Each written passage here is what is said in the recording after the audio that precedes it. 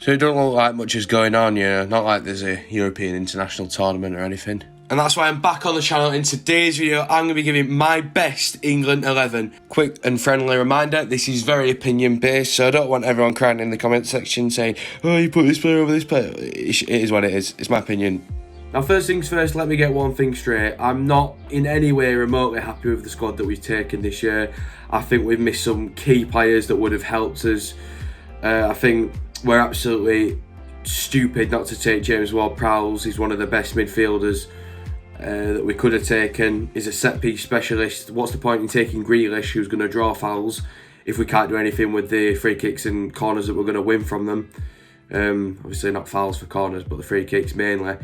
It's a bit stupid. He's very stupid, actually. And Lingard, in the form of his life, and we've opted to take other players.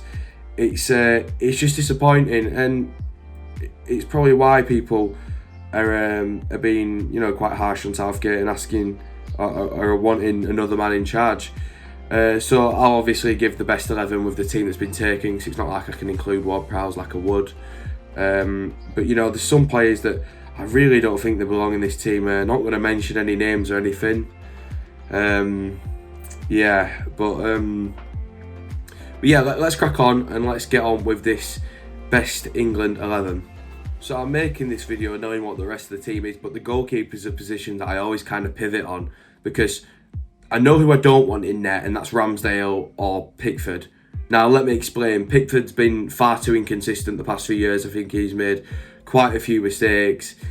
I don't think I can look past them, even after how good he played last time. But then again, we didn't really play any nation of any real sort of winning quality, and when we did, we got plastered. So it's not like you can look at him and say that he come up against the world's best players. If I were being perfectly honest, I would either have Johnston, who's had a brilliant season, or Henderson, who's probably a better keeper but doesn't play as much. Either of those I'd be happy with, but for now I'm going to pick Henderson, simply because I believe he's a bit more experienced and a bit better. Now next up's another tough one. It's between Chilwell or Shaw, and look, as much as I loved Chilwell's time at Huddersfield, you can't overlook the fact that Shaw has been brilliant this season for Man United. He's been unreal. He's really come back from that injury, that horror injury he suffered years ago, and he's putting it right now. When he's one of the best left backs in the world at the minute, in the form he's in. He's got to a Europa League final. They lost it on penalties, but you've got to look at the effort he's been putting in and how much he's improved. Has to be in that England starting 11 for me. Got to be. Now the centre back partnership is just non-negotiable. It's very simple. It's John Stones and Harry Maguire. They're both brilliant centre halves. Maguire gets way too much stick than what he deserves. He's a quality defender, only because he cost 80 million and Van Dijk cost 75 that people, obviously want to start comparing them. We know Van Dijk's better, but Maguire is still a brilliant centre half. Maybe not the most agile, but for England he's always been good, so I'm going to have to rate him off that. You're probably going to say it's a bit hypocritical because I won't do the same for Pickford, but we don't really have many other centre-back options that I'd put there, whereas goalkeeper we do. So yeah, it's got to be Stones and Maguire. If Maguire is still injured, it's got to be Conor Cody.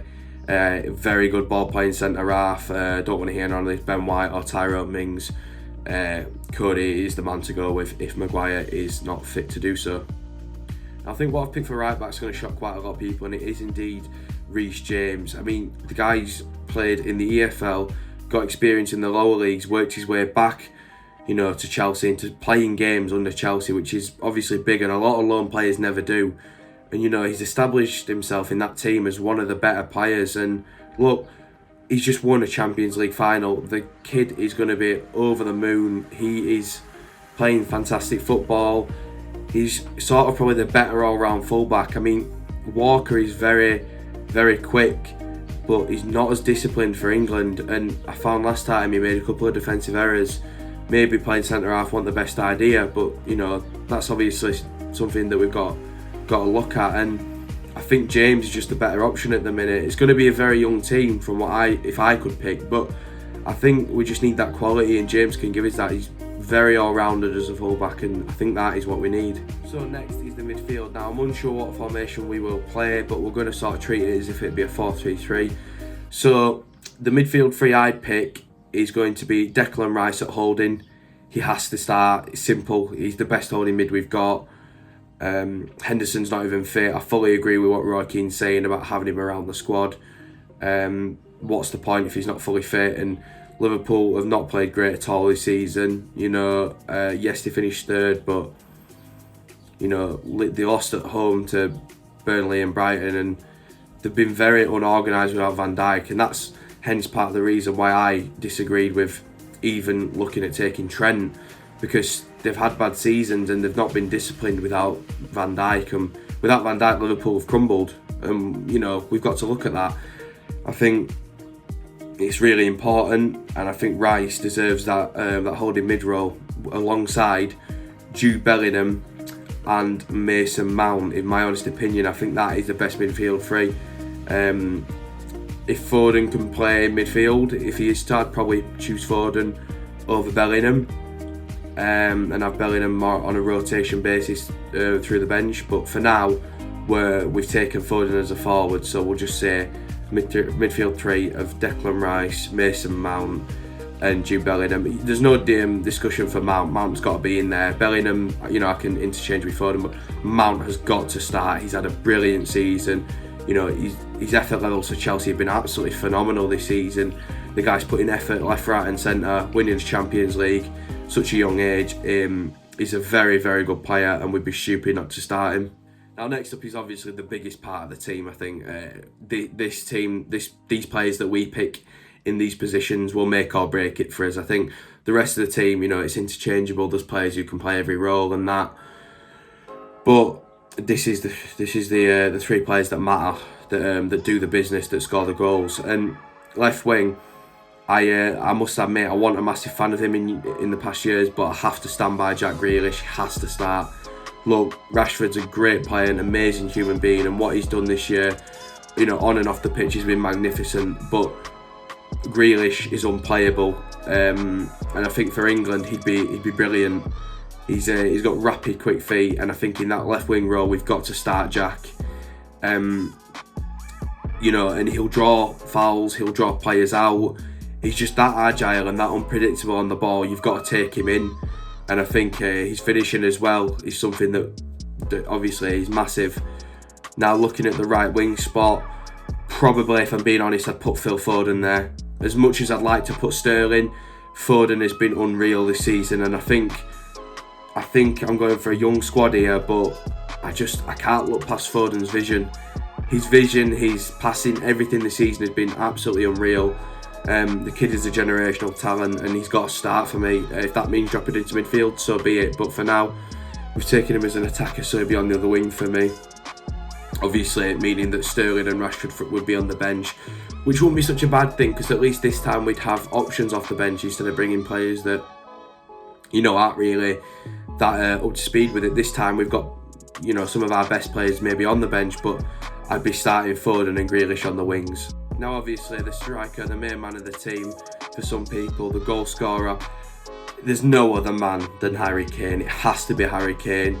As good as Calvert-Lewin's been, he's brilliant at the minute, Calvert-Lewin, but Harry Kane has got to start. And I would love to see maybe a formation which incorporates them both, but Harry Kane's season has been unreal. Probably maybe slightly unlucky to miss out on the PFA Player of the Year, but then again, you have to look at where Spurs have finished, and it's not really scoring against the better teams as well. So you've got to be honest, Spurs have had a bad season, but Kane has had an absolute worldie of a season. He's heading into this tournament in the form of his life, and we'd be absolutely thick in the skull to not start him every single game. Very, very probably high odds to get the Golden Boot once again in his second tournament consecutively. So hopefully he can do that, and hopefully we can go far. But that is my best England 11. Now, I'd like to thank everyone for clicking on this video. Obviously, I'm not the most active with content at the moment, but I'm going to keep posting some over the course of the Euros. Got some videos coming up in the next couple of days, which is going to be my sort of predictions for Golden Boot, most assists, and the winner, which will all come in one video. That video is due to go up tomorrow, so yeah, stay tuned. Tomorrow being Thursday, and this video going up today being Wednesday. So yeah, please stay tuned. Please hit notifications, subscribe if you haven't already, because I'm going to bring some content. I'm also going to do some different videos, you know, throughout the tournament that will relate to in real time. You know, my thoughts on this. But yeah, massive thank you as always. Please stay safe. Please hit the like button, comment down below, and subscribe if you haven't already. Anyway, guys, thank you so much for watching, and I'll see you in the next one.